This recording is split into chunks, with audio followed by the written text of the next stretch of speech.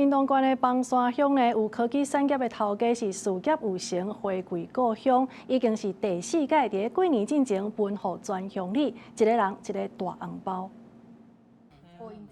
来，伊的是3个哈，啊，你搁点一个。民众一透早正行到嘉禾福德宫欢喜领红包，因为有科技公司的董事长伫邦山嘉禾社区出事，为着回馈家己的故乡，对疫情时期就开始逐年过年前分红包，今年是第4摆。那你这一包是多少钱？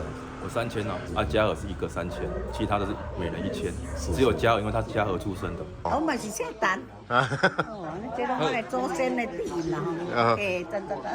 董事长陈朝旺是科技公司头家，因为伫疫情时间生意袂歹，想要帮助在地乡亲，互大家会当过一个好年，就委托邦山乡公所、嘉乐社区居民领1000块，嘉禾社区居民3000块，今年总共发690万互乡亲。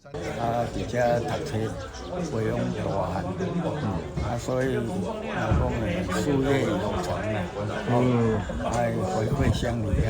头一年是我伫阮嘉禾社区。每一户2万，